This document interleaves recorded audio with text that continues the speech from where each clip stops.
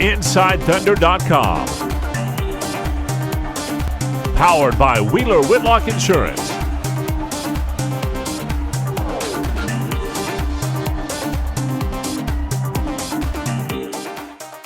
Barry Trammell with the Oklahoman. Billy, the other day Kevin was asked about when you won over the players' trust and respect, and he said something along the lines of, that's not the way it works. He's the coach. We had to win over his trust and his respect. How'd you feel like the relationship was at the beginning in terms of who was winning over the trust and the respect, and how did that all play out? Well, the first thing I'd say is every guy on the team has been terrific from day one. But like anything else, it takes time to generate and establish relationships. And I feel like as a coach, that's my responsibility to try to initiate those things. So, really going back to May a year ago, trying to travel around, Kevin was obviously in town a lot because of the rehab he was going through with his foot. So we got a chance to spend a lot of time together, and then went out to see Russell, went to go see Dion, went to go see Ennis, just tried to start a relationship. And I think one of the things, and I understand this from college is, when you're going through the recruiting process of recruiting a player, the player wants to get to know the coach. And I don't think it's any different wherever you're at. They needed to get to know me, and I felt like it was my responsibility to put myself out there to develop those relationships and be able to talk vision, basketball, those kind of things. But I would say, in all my interaction with all those guys, they couldn't have been any more warmer, any more welcoming, any more helpful. I remember my first conversation with Steven Adams, who was in New Zealand. And, I said to him, I said, Steve, anything I can do, help you, team, any thoughts? He says, Coach, whatever you tell me to do, I'm going to do. So, these guys have been great. But I think when you come in and it's just a different voice and things are different, it does take time. But I wanted it to be a partnership, and I think I said that from day one. Just because I'm curious, what the heck did you do in New Zealand with Steven? I didn't go to New Zealand. I called him up on the phone. We spoke over the phone.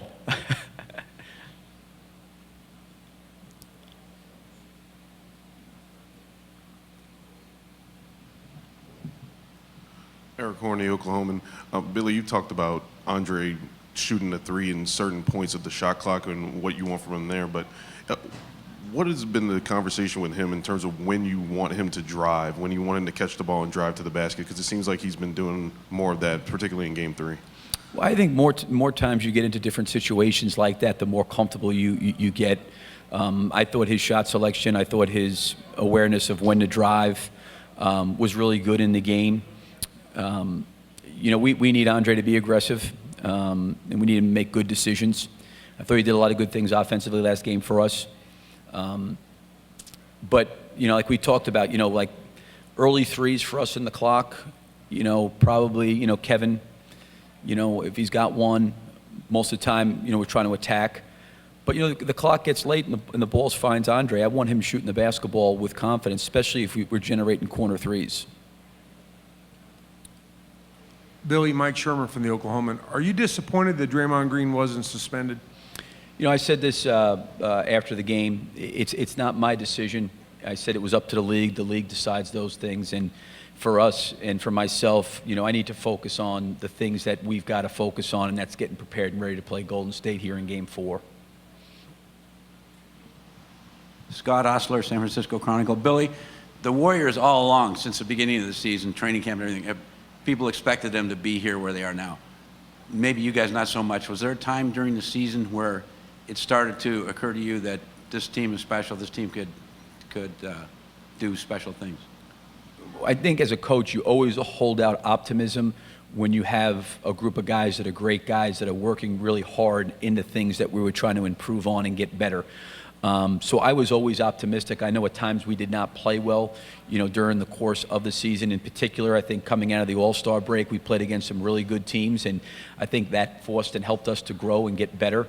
But you can see as a coach, when you come to work every single day, guys that are invested, and these guys have been invested in terms of trying to get better and try to improve.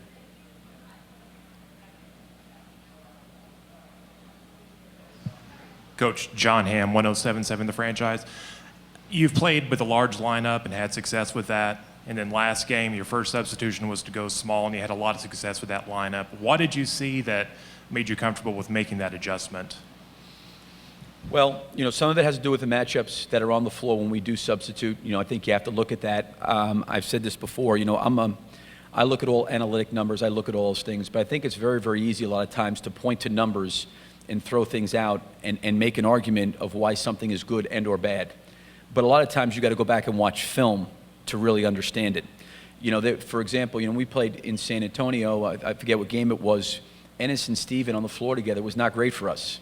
And the numbers would prove out, okay, that's a bad lineup. But I think sometimes as a coach, you got to dig a little deeper into, okay, what was going on, that did not make it good. And that can happen from game to game. So some has to do with Golden State, their personnel, their guys. Some of it has to do with, putting guys out on the floor that we feel like can cohesively work together. And you're looking at games 1, 2, 3, and you're looking at lineup substitutions, those kind of things, and you're looking at what's good, what's not, what are the reasons why. A lot of times it just can't always be just, okay, the number says this, therefore it's always bad. I just don't agree with that. I understand the number says it's bad, but I'm also like, okay, well, why? And there are times where you say, you know what, this is just really a tough matchup, and we can't stop this, and we probably don't need to play with this lineup. We need to do something different. Hey, Billy, Jenny Carlson with the Oklahoman. I know you're a numbers guy, but that Game 1 loss to the Spurs, since then your defense has really accelerated in a way that's been impressive. Do you feel like that was because of X's and O's changes you guys made? Did the guys mentally make some adjustments from that game on in a pivotal way that have changed you guys defensively? I don't know. San Antonio played very, very well, in that game. I felt like we could have done a lot of things better. And in particular in that game, a lot had to do with, in my opinion, was what Aldridge did in the game. He was phenomenal. They made a lot of long two-point jump shots. They were really, really efficient. And I just felt like with what we were doing, we needed to do it at a better level, a higher level, more intensely. And I think that once we started to do that, we got better doing what we were doing because we had the reps playing a team 4 or 5 times, 6 times to see the effort that it requires to follow through on a game plan at the level we need to give ourselves a chance to win. Yeah, Billy, Jeremy Griffin, InsideThunder.com. Obviously, this team hasn't lost back-to-back. Golden State hasn't lost. So what do you do to keep up the momentum that you've had right now, and for the team to come out with the intensity it's going to take to beat this team on a night like tonight? Yeah, I never think that, one game to the next, there's any, so to speak, carryover. Each game's has its own identity in terms of a competitive challenge for 48 minutes. We've got to play better than we did last game. There are things that we can correct and get better at.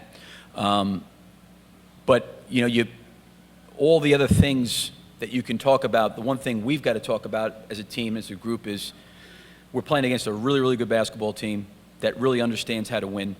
And to your point, they haven't lost back-to-back games, but we're going to need to play better and focus on the challenges that are in front of us and what we've got to deal with instead of worrying about like what happened over the season, what happened from last game. No, whatever happened in the last game, it's over and done with. Very similar like it was over and done with in game 2. This is over and done with, and now we got to be prepared to play tonight.